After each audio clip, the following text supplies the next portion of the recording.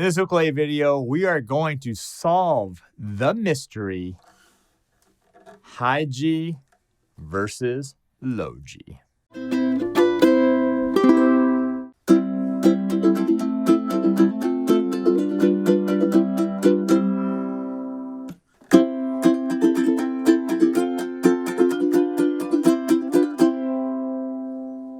Hi, I'm Terry Carter, and welcome to ukelikethepros. If this is your first time being here, or maybe not your first time, but you haven't done so already, please subscribe to the channel, turn on that bell notification. That way you stay up to date on all of the lessons and tutorials and reviews we do right here on the channel. Also, if you're on Instagram, you can find me over there at ukelikethepros. So one of the biggest things I get this question so many times, especially on comments over on my website, ukelikethepros.com, where we have courses and memberships on how to master the ukulele, is what's the difference between a high G and a low G? Is it just the way you tune it? Is it a different string? Does it sound different? Why would I have one or another? Well, in this video, we're going to go ahead and answer these questions. And look what I brought. I just happened to pull out the Romero's Creation signature. This used to be called the replicas. And Spalted Mango. Whoa! Fantastic. This one I call Spalted Spike. Look at the back. Then, and I brought up and by the way, this will be the low G one. And then I brought the Guitarlele Island Premium Tenor. Look at the islands there. Look at the back. Boom. This one is a high G. So just so you keep it straight. All right. So let me play again. A little bit longer clip this time each one. And then we'll dive into these questions and solve this mystery once and for all.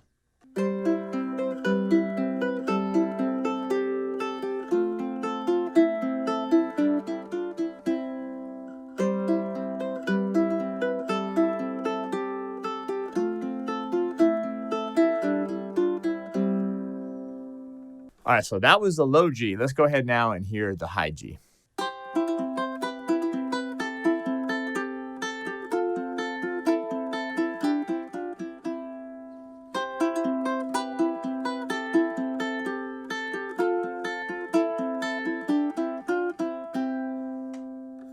All right, so that one was the high G. So what does it mean? And oh, by the way, both of these are available at my online store, the #1 online store to get your ukuleles, which is store.ukelikethepros.com. All right, so what does it mean, high G versus low G? So this is a term referred to soprano, concert, and tenor ukuleles that are tuned to your standard G, C, E, A tuning. I'll show you that here in just a second.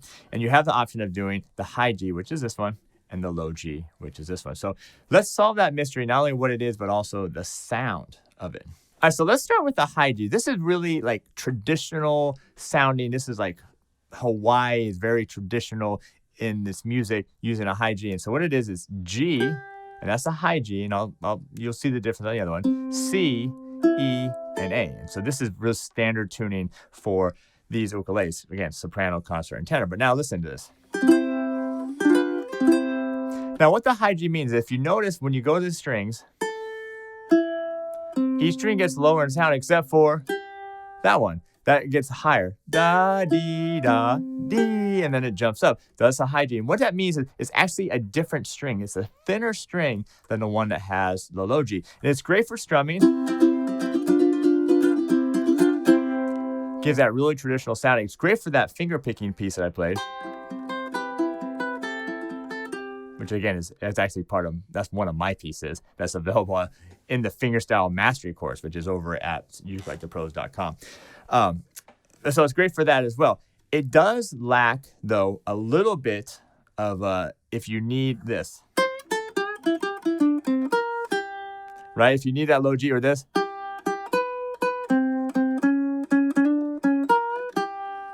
like it sounds okay, but for certain things, it doesn't sound great. Let's check out what the low G sounds like. All right, so this is the low G one. And now the tuning is the same as far as it's being G, C, E, and A. So the tuning is the same, except for now this string, that's a low G, and you can hear how bassy it is, right? Now this one happens to be what we call a wound low G versus an unwound. Don't get too crazy with that. Basically, all that means is wound, meaning there's a little bit of wire wrapped around the fluorocarbon core. Okay? And fluorocarbon is usually what's used for a lot of these other strings here. All right, so now let me play the same things I did on that one, and you'll hear a little bit of the difference.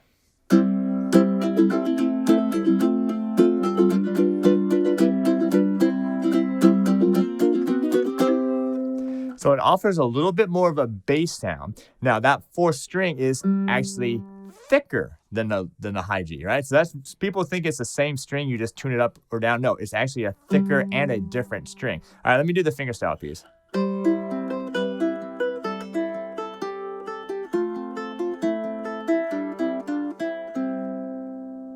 All right, so now it sounds the same, but just that one little lower note sounds a little bit different. Now, what really low G really shines on is when you're doing like,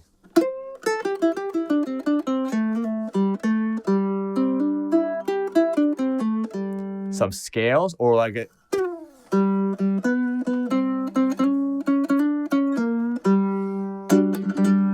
Right, when you're doing that kind of stuff, low G all the way.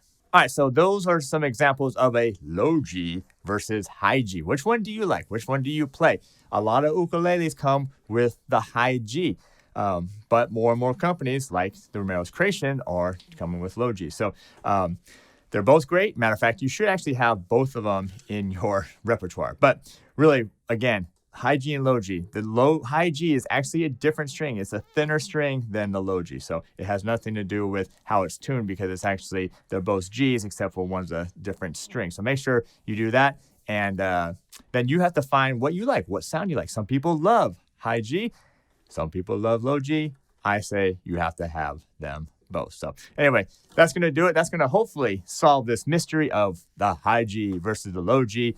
Don't forget, check out ukelikethepros.com, the #1 site on the internet to learn the ukulele.